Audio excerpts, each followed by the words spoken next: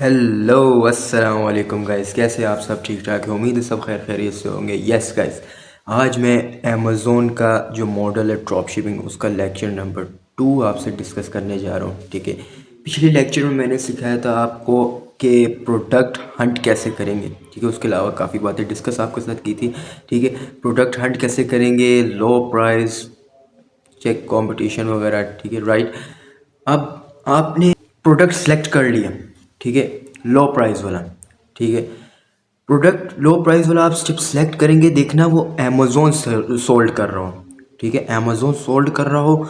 ठीक है, और उसके अंदर जो है, जो सेलर्स हो ना, वो मैक्सिमम आओ 15-20, ज़्यादा से ज़्यादा जितने ज़्यादा सेलर्स होंगे उतनी ज़बरदस्त प्रोडक्ट होगी। ठीक है ना। अभी आपने प्रोडक्ट जो है वो सिलेक्ट कर लिया। Alright, now how you can find suppliers. Suppliers मिलेंगे तो प्रोडक्ट उनसे ख़रीदेंगे। ठीक है, परचेज़ करेंगे, परचेज़ करके कस्टमर तक पहुंचाएंगे। राइट, सप्लायर फॉर एग्जांपल आप यूएसए की मार्केट प्लेस में कर रहे हो।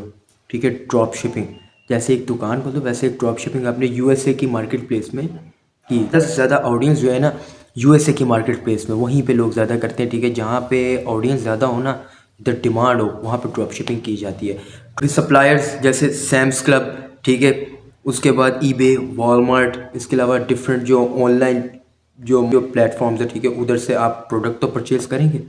ठीक है ना। लेकिन अब उसमें मसला क्या आता है, ये आप अपने जहन में रखें। ठीक है, आपका अकाउंट जो होता है, जो सेलर सेंटर होता है, अक्सर वो कोई सस्पेंशन भेज देता है। ठीक है ना, हेल्थ ख़राब हो जाती है, सही है ना, उसके बाद ऑर्डर डिफेक्ट रेट आ जाती है, A to Z guarantee claim आ जाता है। ठीक है, तो ये क्यों आता है।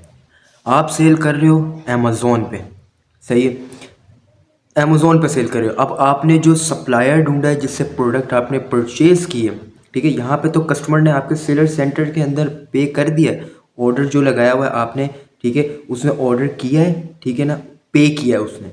ठीक है, अब आपने वॉलमार्ट से फॉर एग्जांपल जाके वो चीज़ परचेज़ की। ठीक है ना, वॉलमार्ट ने पैक किया, पैक करके, ठीक है ना, अपना पैकेज लगा के वो उधर शिप कर दिया। ठीक है, अब वहाँ पे गया, सही है, जब उसने देखा यार मैंने तो यार ये मंगवाई है, क्या कहते हैं, अमेज़ोन से, लेकिन ये तो मुझे वॉलमार्ट का बंदा देकर गया है। ये जो सिस्टम है, ये जो सर्कल है ना, ठीक है, ये ख़राब करता है आपका अकाउंट। ये असल में मॉडल है रिस्की मॉडल, सही है ना।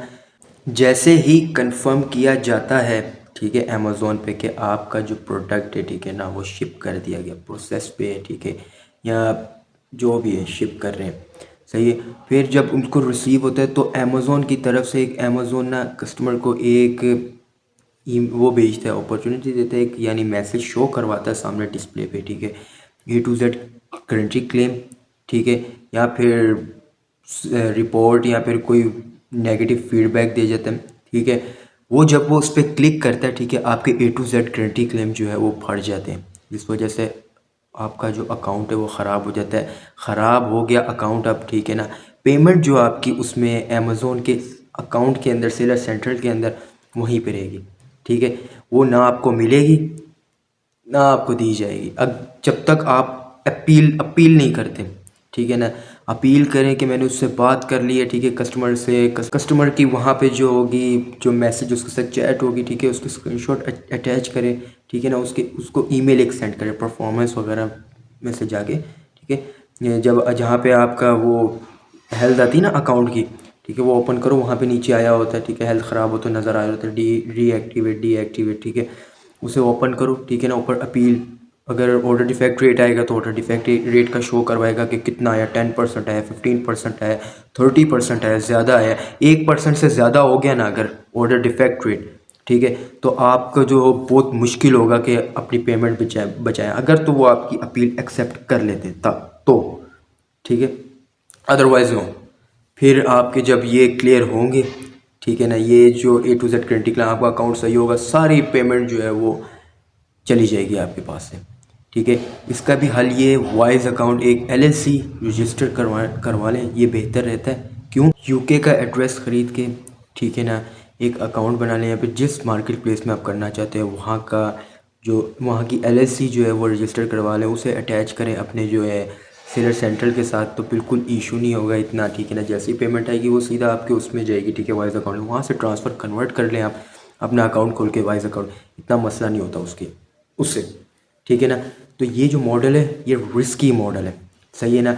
अभी इससे तो मसला आ जाता है, ठीक है, वॉलमार्ट से परचेज़ करें, ठीक है ना, आगे जाके उससे दूसरा शो होगा। ये कुछ कुछ होते हैं जो नहीं करते गारंटी क्लेम, कुछ कर देते हैं।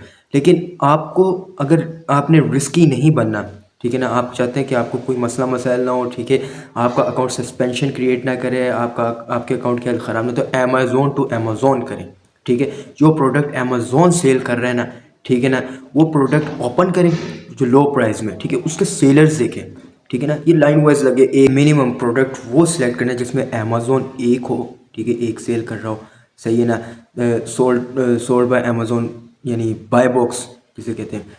दूसरे अगर कोई कर रहा हो तो वो भी एक हो, बाकी सब एफ बी एम इस तरह करके ना कर रहे हो, और काफ़ी सारे सेलर्स हो, ठीक है।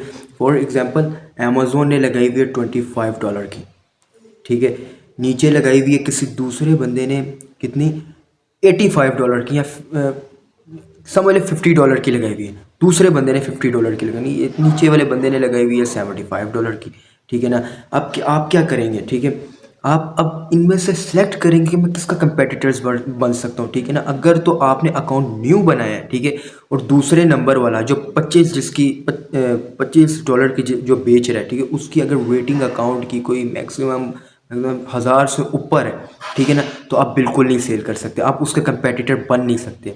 क्यों? क्योंकि जो $50 की सेल कर रहा है, ठीक है ना, और उसकी अगर तो रेटिंग फॉर एग्जांपल 1000 या 1000 से अबव है, 1000+ है, ठीक है ना, और आपका भी अकाउंट न्यूली क्रिएट हुआ है, ठीक है ना, और आपकी रेटिंग 0 है उस पर, ठीक है, तो आप बिल्कुल उससे बिड नहीं कर सकते, उसके कंपेटिटर्स नहीं बन सकते, क्योंकि आपको बाय बॉक्स नहीं मिल सकता फिर, ठीक है ना। उसके मुकाबले पे आप आ नहीं सकते, क्योंकि वो पहले से सेल कर रहा है, ठीक है ना, उसको रेटिंग मिले हुए, आपका अकाउंट नहीं होगा। हाँ, अगर आप कोई सेकेंड हैंड, जैसे एक मोबाइल ख़रीदता है इंसान, वैसे एक सेकेंड हैंड जो अकाउंट होगा वो परचेज़ कर लेंगे, ठीक है ना, जिसकी रेटिंग 1000-2000 से ऊपर हो, ठीक है, तो आप उसको बिड कर सकते हैं, ठीक है ना। वो 50 की सेल कर रहा है, वो 25 की कर रहा है, आप भी उधर लगा दो, क्या कहते हैं, फॉर एग्जांपल 51 या 52 की लगा दो, ठीक है, उसका कंपेटिटर उसको बिड करके, ठीक है, सेकंड वाले को जो $50 की सेल कर रहा होगा।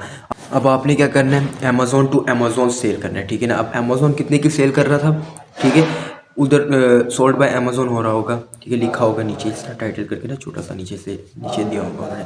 अच्छा, वो सेल कर रहा था $25 की, ठीक है, वहीं से परचेज़ करके, ठीक है ना, अपने जो कस्टमर होगा उसको एड्रेस दे दें, उसका एड्रेस देने के बाद वो वहाँ पे शिप कर देगा, ठीक है। ऐसे ना आपका अकाउंट रिस्क में जाएगा, ना आपके अकाउंट की हेल्थ ख़राब होगी, ठीक है ना, ना आपको कोई मसला मसाइल पेश आएगा। और याद रखें, ठीक है, प्रॉफिट मार्जिन हमेशा चेक करके प्रोडक्ट हंट करनी है, ठीक है ना। आप जो भी अमेज़ोन टू अमेज़ोन करेंगे, ठीक है, उसके दरमियान आपका प्रॉफिट मार्जिन कितना निकल रहा है, इसको कैलकुलेट करके ना पहले समझ लीजिएगा, ठीक है ना, कि मुझे इसमें से बच कितना रहा है। अगर ये अमेज़ोन $30 की बेच रहा है और नीचे जो कंपेटिटर है वो $35 की बेच रहा है, तो आपको फ़ायदा कोई होना चाहिए बीच में, फ़ायदा ही नहीं होगा, ठीक है ना, कोई आपका प्रॉफिट मार्जिन नहीं बचेगा, तो फिर फ़ायदा नहीं आपको सेल करने का, ठीक है, ठीक है। सो आपको जो है प्रॉफिट मार्जिन चेक करना पड़ेगा। इसके अलावा, ठीक है, जो सप्लायर्स होते हैं, वैसे मैं आपको एक अलग तरीके से बता दूं, ठीक है ना, कि सप्लायर्स आप कैसे तलाश कर सकते हैं।